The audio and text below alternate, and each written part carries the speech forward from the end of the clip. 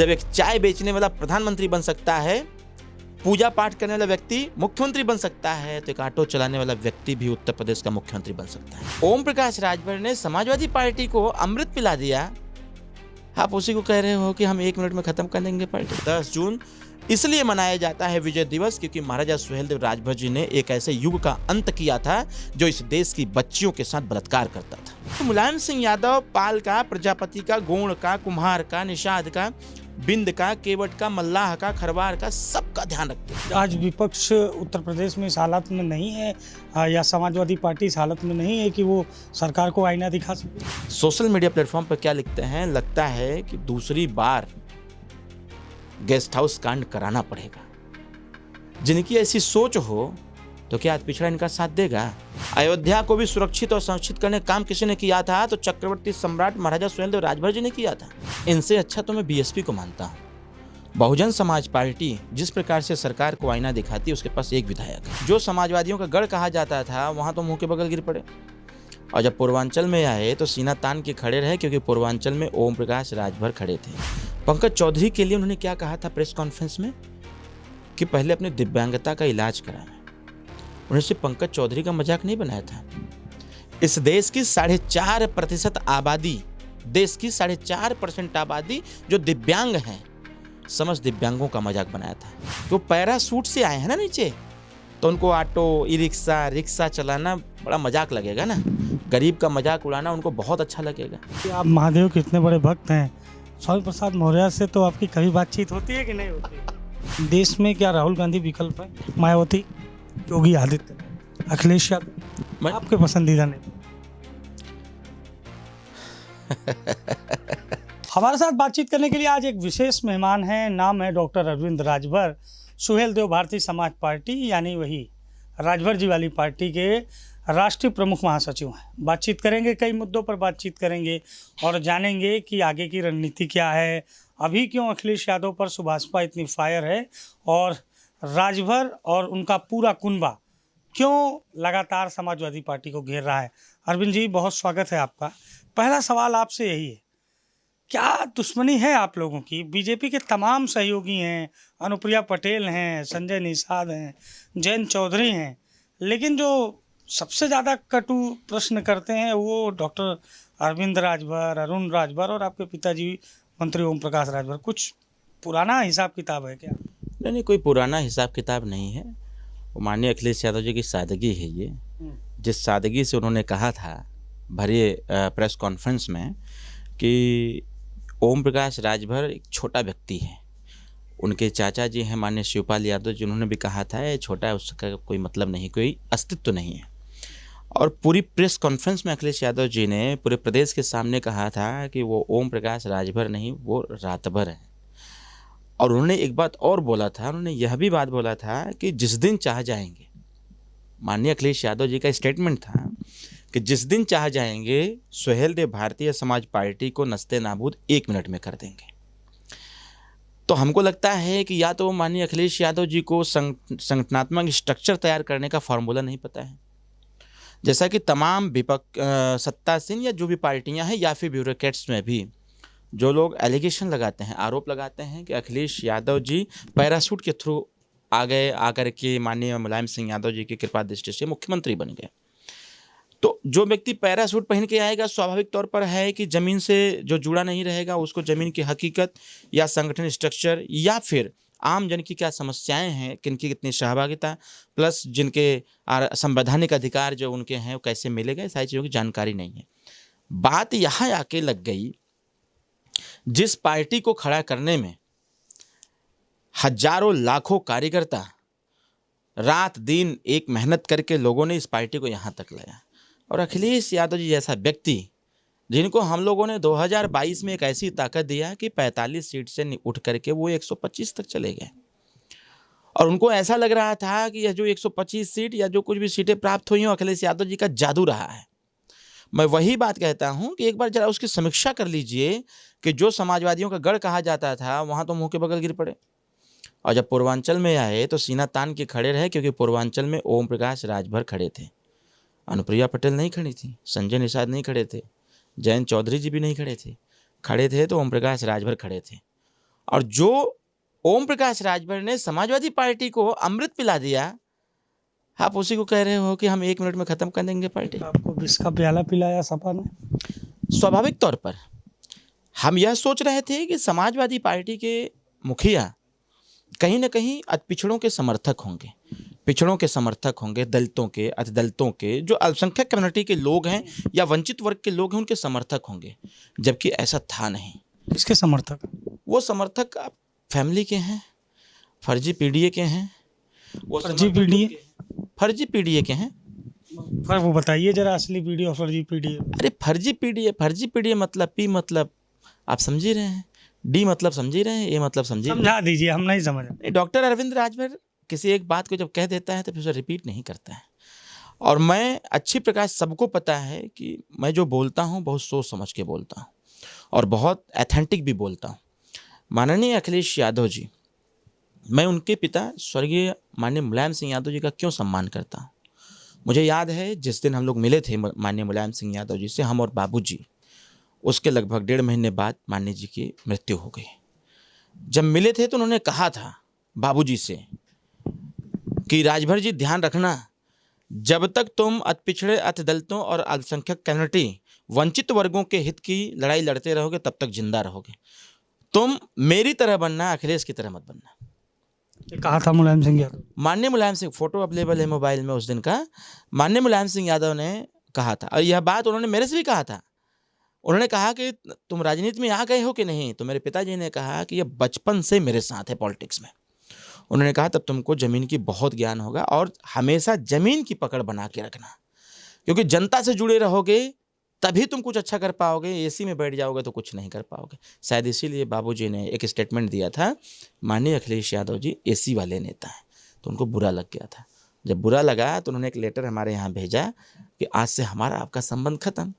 जब संबंध खत्म हो गए हैं तो ये कोई जातीय दुश्मनी थोड़ी है, न ही पॉलिटिकली दुश्मनी है। हमारी जो लड़ाई उनसे है, लड़ाई यह है कि जो आप आरोप लगाते हैं ओम प्रकाश राजभर जी पर, उस आरोप को तो पहले सिद्ध नहीं कर सके, या दूसरी बात, जो काम आपका है वो आप कर भी नहीं रहे, वो काम तो हम कर रहे हैं। भाई विपक्ष का काम क्या है? सत्ता को आईना दिखाना, जनमानस के बीच से उठ रहे मुद्दे को हमेशा प्राथमिकता के तौर पर रखना। आप वो भी नहीं कर पा रहे हो। हमारा युवा परेशान है, महिलाएं परेशान। अगर परेशानी समाज में है, सरकार के कार्यों में कोई विसंगतियां हैं, कौन बताएगा उसको? सरकार के अधीन ब्यूरोक्रेट्स को थोड़ी बताएगा, सरकार के अधीन के मंत्री हैं थोड़ी बताएंगे, वो सरकार के जो विधायक सांसद हो थोड़ी बताएंगे। बताएगा तो विपक्ष ना। और यह कहता है कि ये स्पष्ट रूप से कहा गया है कि सरकार का सत्ता का आईना विपक्ष होता है। यह बात नहीं समझते। आज विपक्ष उत्तर प्रदेश में इस हालत में नहीं है, या समाजवादी पार्टी इस हालत में नहीं है कि वो सरकार को आईना दिखा सके। इनसे अच्छा तो मैं बीएसपी को मानता हूँ। बहुजन समाज पार्टी जिस प्रकार से सरकार को आईना दिखाती है, उसके पास एक विधायक है। बहुजन समाज पार्टी अपने स्टेटमेंट या फिर अपना स्टैंड हमेशा क्लियर करके रखती है। सरकार को बताती भी है कि आपके इस स्टैंड से जनता परेशान है। सरकार को बताती भी है कि युवा परेशान है, महिला परेशान है, बच्चे परेशान हैं। बहुत सारी चीज़ों को बदलने की आवश्यकता बीएसपी बताती है, लेकिन समाजवादी पार्टी मुख बधिर होकर के सिर्फ देखने का काम करती है। अच्छा, जब सोशल मीडिया के प्लेटफॉर्म को देखा जाए तो डॉक्टर अरविंद राजभर के जितने सोशल मीडिया अकाउंट हैं, कैबिनेट मंत्री ओम प्रकाश राजभर के जितने सोशल मीडिया अकाउंट है, और आपके भाई अरुण राजभर के, वहाँ समाजवादी पार्टी के समर्थक सबसे ज़्यादा नेगेटिव कमेंट करते हैं। इस पर ध्यान देते हैं कि नहीं आप? मैं पूरा ध्यान देता हूँ। मैं इसीलिए लास्ट टाइम मैंने एक स्टेटमेंट में बोला था कि जैसी प्रयोगशाला में, जब हम किसी प्रयोगशाला में किसी चीज़ का प्रयोग करते हैं और जब क्रिया से अभिक्रिया होकर जब कुछ चीज़ें प्राप्त होती हैं तो फिर वो एक स्वरूप उसका हो जाता है। माननीय अखिलेश यादव जी की समाजवादी पाठशाला में उनके कार्यकर्ताओं को, या मैं यूँ कह सकता हूँ समाजवादी कार्यकर्ताओं को, यही पाठ पढ़ाया जाता है कि कैसे इज्जत को नीलाम करना है, कैसे थेथर बन के रहना है और कैसे लोगों का जवाब देना है। हम भी पार्टी चलाते हैं और हमारे कार्यकर्ता, मैं पैनी निगाह लगा के रखता हूँ अपने सोशल मीडिया प्लेटफॉर्म पर, सभी कार्यकर्ताओं को सख्त हिदायत है, लेटर जारी किया मैंने। किसी ने भी किसी भी पार्टी के कार्यकर्ता को उठपटांग बोला तो उस दिन अपना इस पार्टी में अंतिम दिन समझेगा और उसके खिलाफ पार्टी ही मुकदमा पंजीकृत कराएगी। यह मैं कर सकता हूं तो अखिलेश यादव जी नहीं कर सकते। अभी मैंने देखा एक बाबूजी ने भी जिक्र किया। सोचिए कि मतलब कितनी अच्छी सोच समाजवादी पार्टी के कार्यकर्ताओं की है। जो दृश्य जनता धीरे धीरे भूल गई, पॉलिटिकली एक ऐसी घटना थी जो कहीं ना कहीं महिला सशक्तिकरण को तार तार कर रहा था। बहन मायावती जी के साथ जो गेस्ट हाउस कांड हुआ था, जो चीजें भूल चुकी, वो एक दौर था, वो चला गया। अब नए जनरेशन, यंग जनरेशन की नई पॉलिटिक्स, मॉडलर पॉलिटिक्स के तौर पर देश आगे बढ़ रहा है, सारी चीजें अप टू डेट हो रही हैं। लेकिन समाजवादी पार्टी के कार्यकर्ता, माननीय अखिलेश यादव जी के भक्त, सोशल मीडिया प्लेटफॉर्म पर क्या लिखते हैं, लगता है कि दूसरी बार गेस्ट हाउस कांड कराना पड़ेगा। जिनकी ऐसी सोच हो तो क्या आज पिछड़ा इनका साथ देगा? मैं पहले क्यों कहा कि मुलायम सिंह यादव को हम क्यों पसंद करते थे? इसलिए पसंद करते थे कि मुलायम सिंह यादव पाल का, प्रजापति का, गोंड का, कुम्हार का, निषाद का, बिंद का, केवट का, मल्लाह का, खरवार का, सबका ध्यान रखते थे। वो सबको नेतृत्व देते थे। सबका साथ, सबका विकास असली कोई था जो उस समय चलता था समाजवादी में, तो माननीय मुलायम सिंह यादव के नेतृत्व में चलता था। माननीय अखिलेश यादव के नेतृत्व में नहीं चलता है। आपके बाबूजी के साथ आपकी यात्रा शुरू हुई, राजनीतिक यात्रा। ऑटो चलाने वाली जो घटना थी उसको भी लेकर समाजवादी पार्टी के लोगों ने बड़ा माहौल बनाया। फिर आपके बाबूजी से लखनऊ में ऑटो चलाते हुए नजर आए। ये जायज़ है या उचित है राजनीति में? खैर, उन्होंने तो कहा कि मुझे शर्म नहीं है, मैं तो ऑटो चलाता था। मैं क्या कह रहा हूँ, माननीय अखिलेश यादव जी ने एक स्टेटमेंट दिया था वर्तमान भारतीय जनता पार्टी के माननीय प्रदेश अध्यक्ष पंकज चौधरी को लेकर के। पंकज चौधरी के लिए उन्होंने क्या कहा था प्रेस कॉन्फ्रेंस में कि पहले अपने दिव्यांगता का इलाज कराएं। उन्होंने सिर्फ पंकज चौधरी का मजाक नहीं बनाया था। इस देश की 4.5% आबादी, देश की 4.5% आबादी जो दिव्यांग हैं, समस्त दिव्यांगों का मजाक बनाया था। इस दिव्यांग, जिसको पहले विकलांग कहा जाता था, विकलांग से नाम परिवर्तित करने वाले कोई हैं तो ओम प्रकाश राजभर। ईश्वर ने उनको दिव्य अंग दिया हुआ है, उनसे ज़्यादा इंटेलिजेंट कोई नहीं हो सकता। उन्हीं के पार्टी में, समाजवादी पार्टी में ही कुछ ऐसे दिव्यांग कार्यकर्ता उनके हैं, जब उनके सामने अपना प्रदर्शन करते हैं तो अखिलेश यादव की आंखें फटी की फटी रह जाती हैं, पहली बात। दूसरी बात, हमने क्या कहा कि वो पैरासूट से आए हैं ना नीचे, तो उनको ऑटो, ई रिक्शा, रिक्शा चलाना बड़ा मजाक लगेगा ना। गरीब का मजाक उड़ाना उनको बहुत अच्छा लगेगा।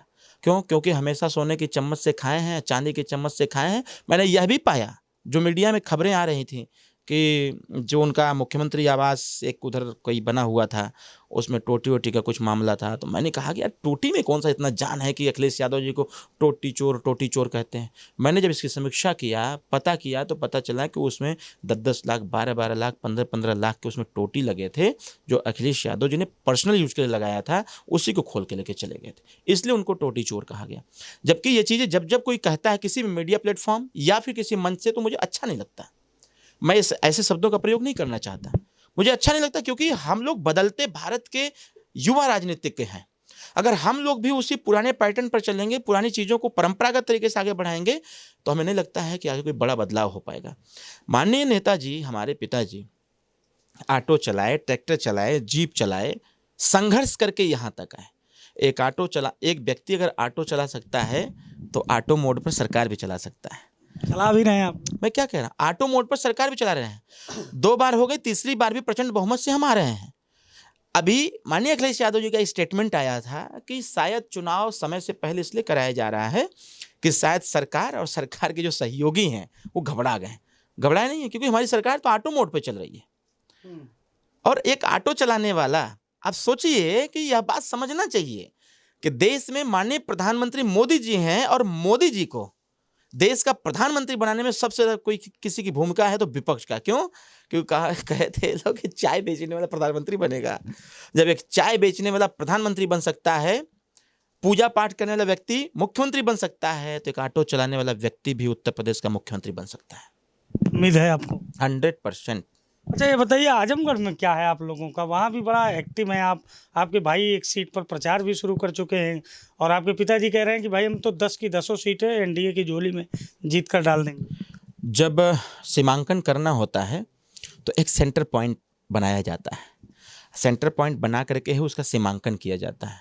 गौवा में जब जंजीर से नापी उपी होती है, खेत नापना हमारा है, नापते हैं पहले पड़ोसी का नापने से तिहद्दा मिलावल जाला। हाँ, चौहद्दी तिहद्दा जो भी है, पड़ोसी का नापने से मेरा ज़मीन एक्यूरेट आ जाता है। तो उसी प्रकार से आजमगढ़ की एक सीट अतरौलिया पर जब हम फोकस किए हैं तो 9 सीटें अपने आप तैयार हो रही हैं।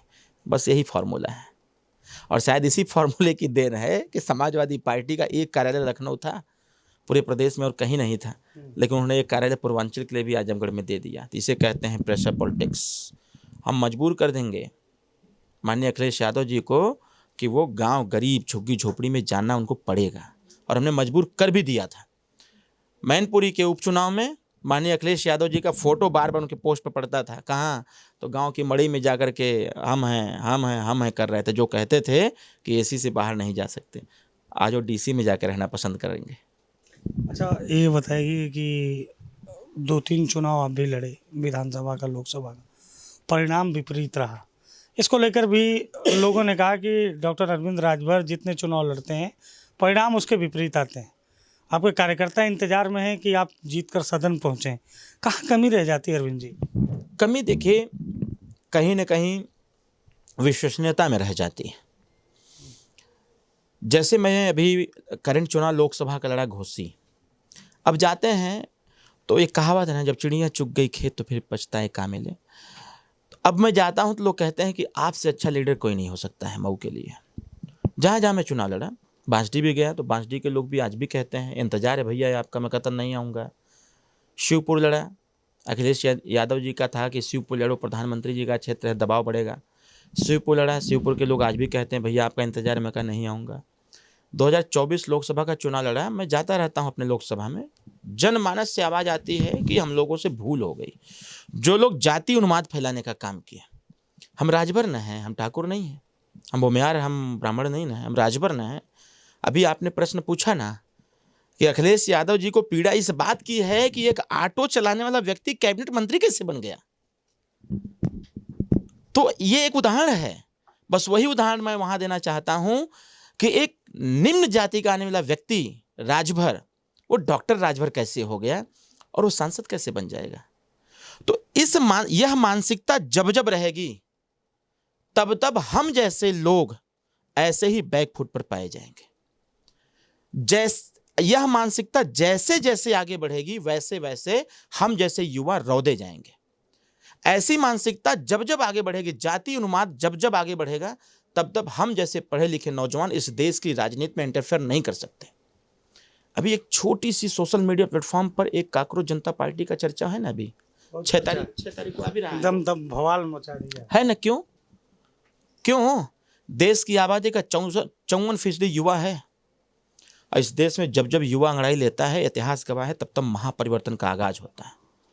कोई इसके वेग को नहीं रोक सकता है। प्रकृति का नियम है परिवर्तन, तो हर चीज परिवर्तित होगा। लेकिन पार्लियामेंट में मैं क्यों कहता हूं कि पार्लियामेंट हो चाहे असेंबली हो, जब भी चुनाव हो तो चुनाव होने के पहले प्रत्याशियों का एग्जाम होना चाहिए। अगर कम आईएएस बनने के लिए परीक्षा दी जा सकती है, पीसीएस बनने के लिए परीक्षा दी जा सकती है, चपरासी तक के लिए अगर परीक्षा होती है, तो एक जो हम सबके भविष्य का निर्धारण करते हैं, ऐसे जो भी चुनाव मैदान में है, सबसे पहले इनका कंपटीशन होना चाहिए। रिफॉर्म की जरूरत है पॉलिटिक्स में इस समय।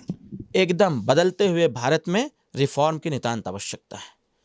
बदलता भारत, बदलती शिक्षा, बदलता रोजगार का मॉडल, बदलता देश, तो क्या राजनेताओं की सोच नहीं बदलनी चाहिए?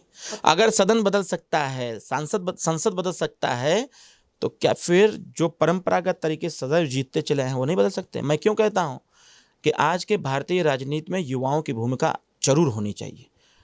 देश के जो स्थापित नेता हैं वो नहीं चाहते हैं कि देश का युवा राजनीति में हस्तक्षेप करे, इसलिए नितांत आवश्यक है देश में बदलाव की, राजनीतिक बदलाव, सामाजिक बदलाव, शैक्षणिक बदलाव, यहाँ तक कि आर्थिक बदलाव है। अच्छा, आज के 15 साल पहले, या हम ये कहें कि 2017 के पहले, राजभर कम्युनिटी को लोग जहां आपकी संख्या वहीं जानते थे। लखनऊ में अगर आप पूछिए तो कुछ पॉलिटिकल लोगों को छोड़कर लोग ये नहीं जानते थे कि राजभर कौन है। आज पश्चिम से लेकर पूरब तक, रुहेलखंड से लेकर बुंदेलखंड तक हर कोई जानता है कि राजभर कौन है, ओम प्रकाश राजभर कौन है। ये जो पहचान आपने कम्युनिटी को दिलाई, आपकी पार्टी ने दिलाई, इसके पीछे किसको बड़ा कारक मानते हैं? देखिए, इसके पीछे सबसे बड़ा कारक हमारी जनता है। और जनता कौन? प्रथम दृष्टया राजभर, क्योंकि इसका एक विशाल का इतिहास है, जिनके इतिहास को इस देश के इतिहासकारों ने रौंद दिया था। जिनके कोर्ट के लिए खंडहर को लोगों ने ध्वस्त कर दिया था। बाहरी लोग नहीं, बाहरी लोगों की इतनी हैसियत नहीं थी कि हम जैसे नागवंशी भारशिव राजभर छत्री को रौंद सके। हम तो हारे अपने लोगों की वजह से, हम परास्त हुए अपने लोगों की वजह से। हम आज भी अगर देखा जाए ऐतिहासिक दृष्टिकोण से और वर्तमान का आकलन किया जाए तो आज भी अगर मैं रौदा जा रहा हूं तो अपने लोगों की ही वजह से। राजभर कम्युनिटी इस देश की लड़ाकू जाति है, जिसने सिर्फ ये बुंदेलखंड उत्तर प्रदेश नहीं, जिसने उत्तर से लेके पश्चिम, दक्षिण और पूरब से लेके पश्चिम तक शासन किया, जिसके नाम पर भारत का नाम रखा गया, जिसने इस देश में जब वो घनघोर पराक्रम दिखाया था नानपारा के मैदान में तो 156 साल तक कोई आंख उठाकर नहीं देख पाया था भारत पर। अयोध्या को भी सुरक्षित और संरक्षित करने का काम किसी ने किया था तो चक्रवर्ती सम्राट महाराजा सुहेलदेव राजभर जी ने किया था। इस देश का एक अलग इतिहास है महाराजा सुहेलदेव राजभर जी का। और राजभर कम्युनिटी एक ऐसी जाति, जब इस देश में अंग्रेज आए तो उस समय भी इनको भय इसी चीज से हुआ कि जब इस देश में मुगल शासक जो आए थे यहाँ पर इस देश को लूटने के लिए, जब वो नहीं लूट पाए तो हम क्या कर पाएंगे। तो मंदिर में भी अगर इनको ज्ञान प्राप्त हुआ था अंग्रेजों को एक मंदिर में, तो वहां भी बताया गया था कि इस धरती पर एक भर समाज रहता है, सबसे जीत जाएंगे लेकिन भर जाति से नहीं जीत पाएंगे। इतिहास पुनर्लेखन की भी जरूरत है। 100% जरूरत है, चल भी रहा है काम इस पे। अभी एक अमीश की किताब आई थी ना, उसको हम लोगों ने ही रुकवा दिया। क्यों? क्योंकि उसमें तथ्य गलत थे। हमने कहा तथ्य को सही करके लाओ तभी पिक्चर बनेगा। माहियम वाले बड़ा महाराजा सुहेलदेव को लेकर अभद्र टिप्पणी करते हैं। शौकत अली का बयान आपने सुना होगा, वो तरह तरह की बातें करते हैं, गाजी को हीरो बनाते हैं। आपके पिता कहते हैं गाजी बड़ा पाजी था। चोर कभी साव हो सकता है, गद्दार कभी ईमानदार हो सकता है, लुटेरा कभी संरक्षक हो सकता है। जो इतिहास के पन्ने में दर्ज हो गया, भले ही गाजी को मारने वाला, युद्ध में परास्त करने वाला, भले ही उनका इतिहास यह न बताए कि वो महाराजा सुहेलदेव राजभर थे, लेकिन वो यहाँ क्या करने आया था भाई? गाजी यहाँ क्या करने आया था? इस देश को सुरक्षित करने आया था। कहीं भी लेखनी में एक पेज अगर आ जाए, एक पेज, कि गाजी विदेशी आक्रांता जो यहाँ आया था वह इस देश को सुरक्षित करने आया था, और देश की सुरक्षा की आवश्यकता ही क्या थी? यहाँ जो 585 रियासतें थी क्या आपस में लड़ते थे? यहाँ क्या विसंगतियाँ थीं? ये मूर्ख लोग हैं जो इस प्रकार की बातें करते हैं, इसको कहते हैं ढिठई। तो इसलिए बाबूजी ने कहा कि गाजी बहुत बाजी था और उसका एक लाइन का और इतिहास था जिसको किसी पन्ने में नहीं दर्ज किया गया। अगर मैं बोल दूंगा तो बवाल हो जाएगा। बोल दीजिए। नहीं बोलूंगा, उस चीज को मैं समय पर बोलूंगा। अभी 10 जून आ रहा है, 10 जून को इस देश के इतिहासकार यही बताएंगे कि 10 जून इसलिए मनाया जाता है विजय दिवस क्योंकि महाराजा सुहेलदेव राजभर जी ने एक ऐसे युग का अंत किया था जो इस देश की बच्चियों के साथ बलात्कार करता था। ऐसे युग का अंत किया था जो छोटी छोटी बच्चियों का गर्दन काट देता था। एक ऐसे युग का अंत किया था जो छोटे बच्चों को बीचों बीच चीर देता था। एक ऐसे युग का अंत किया का लोग महिमा मंडन करते हैं। एक ऐसे युग का अंत किया था कि इस देश में फिर से हिंदुत्व को स्थापित किया गया। और अगर ऐसे गद्दार, ऐसे लुटेरे का महिमा मंडन अगर जो करे तो इस देश का सच्चा सपूत नहीं हो सकता है।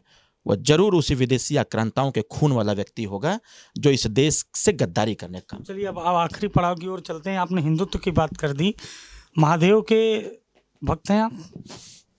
ये चंदन, ये और अंदर कुछ और है, ये बाबा विश्वनाथ जी का है। और महादेव के भक्त इसलिए हम कहे जाते हैं, हम बनावटी भक्त नहीं हैं। हमारा पूरा नाम ही आता है भारशिव नागवंशी राजभर क्षत्रिय। भारशिव देश का इतिहास है। शिव के भार को, अभी बाहुबली एक पिक्चर आया था ना, एक बार फिर से हम चाहेंगे कि आपके दर्शक देखें। बाहुबली पिक्चर का एक पार्ट है कि जो नायक की माँ होती है वो जलाभिषेक शिवलिंग का करती रहती है, नीचे से जाती है, गंगा जी का पानी लाती है, जलाभिषेक करती है। उसके माँ के पैरों में छाले पड़ गए थे, घुटने में दर्द उठ गया था। एक दिन ऐसा हुआ कि उसकी माँ जानने के लिए सक्षम नहीं हो पाई। तो जो नायक था उसने कहा कि माँ आपको अब नीचे से ऊपर नहीं आना होगा, रुको मैं तुम्हारे भोले बाबा को ऐसे जगह स्थापित कर देता हूँ कि जब तक इसमें पानी रहेगा तब तक जलाभिषेक होता रहेगा।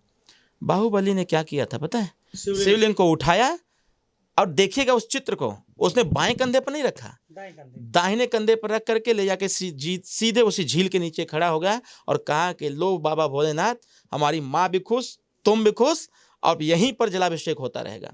क्या है, इतिहास के पन्ने में दर्ज है। हमारे जो पुरखे थे इस देश के, जिन्होंने इस देश की रक्षा सुरक्षा किया, उन लोगों ने क्या किया, हमेशा शिवलिंग की पूजा हमेशा दाहिने कंधे पर रख करके किया करते थे। धरती पर रख के पूजा करने का परंपरा हमारे समाज में नहीं था।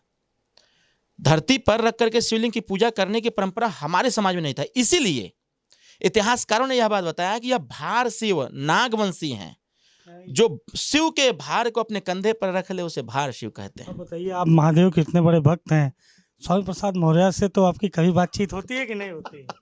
2-3 बार भेंट हुई थी। अच्छा, ये बताइए, ये लोग काहे इतना सनातन पर बोलते हैं? क्या सनातन पर बोलने से ज़्यादा ऊँट मिलता है? नहीं, मानिए कि स्वामी प्रसाद मौर्य जी देखिए सब जानते हैं। मैंने देखा था कि जिसका वो विरोध करते हैं वहीं जाके पूजा पाठ भी करते हैं। अभी बिटिया का तो फोटो ही है। अरे उनका भी मैंने देखा है। अभी अगर देखा जाए, इसे यूट्यूब पर या सोशल मीडिया पर देख लिया जाए तो आप देखेंगे जब तक भारतीय जनता पार्टी के साथ थे तब तक खूब पूजा पाठ में लीन थे, ठीक ना।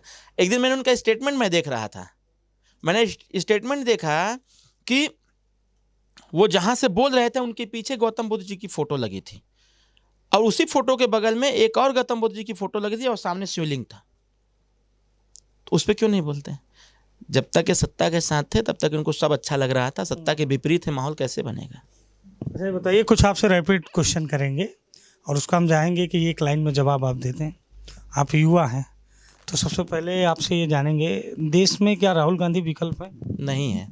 क्यों? अरे नहीं है, राहुल गांधी कोई नेता थोड़ी है। आपके पसंदीदा नेता?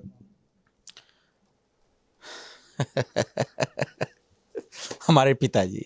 आपके पिताजी? 100। उसके बाद अगर किसी को पसंद करते हैं? अमित शाह जी को। अमित शाह जी। युवा आइकॉन कौन है इस देश का? अभी कोई बना ही नहीं है। अखिलेश यादव? नहीं हो सकते। अखिलेश यादव नहीं हो सकते। नहीं, मैं आइकॉन की बात नहीं कर रहा हूँ। नेता कैसे? अच्छे नेता है, रणनीति उनके पास नहीं है लेकिन अच्छी सोच रखते हैं। मायावती? एकदम जबरदस्त नेता है वो। संजय निषाद? अच्छे वक्ता हैं। ओपी राजभर? फायर ब्रांड नेता है। योगी आदित्यनाथ? वो उनसे ऊपर है, बाबूजी से ऊपर वो है। ब्रजेश पाठक? चाचा जी वो हमारे।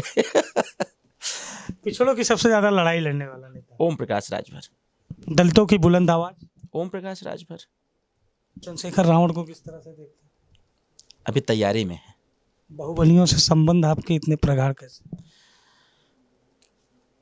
क्योंकि उसका ओरिजिन हमारे यहाँ से है। ब्रजेश सिंह? फैमिली मेंबर है। मरहूम मुख्तार अंसारी? दोस्त थे बाबूजी के। पूर्वांचल का भविष्य? सामने बैठा है। ये अरविंद राजभर हैं। आज इनसे एक लंबा इंटरव्यू था लेकिन किसी कारण ये इंटरव्यू थोड़ा छोटा रहा, लेकिन जो भी रहा अरविंद राजभर ने अपनी बातें बेबाकी से रखी और इन्होंने हमसे वादा भी किया है कि बहुत जल्द आप लोगों के लिए एक एक्सक्लूसिव इंटरव्यू आएगा। उसमें अरविंद राजभर से बहुत बारीकी से चर्चा होगी। राजनीति के समीकरण हर दिन बदल रहे हैं लेकिन रिफॉर्म होती हुई राजनीति में अरविंद राजभर जैसे युवा चेहरे कहीं ना कहीं अपने आप की जगह तलाशने में जुटे हुए हैं और निकल पड़े हैं गांव-गांव, खेत खलिहान और साथ ही राजनीति के तर्कस के तीर भी आजमा रहे हैं। सहयोगी जितेंद्र के साथ अभिषेक शर्मा, लखनऊ।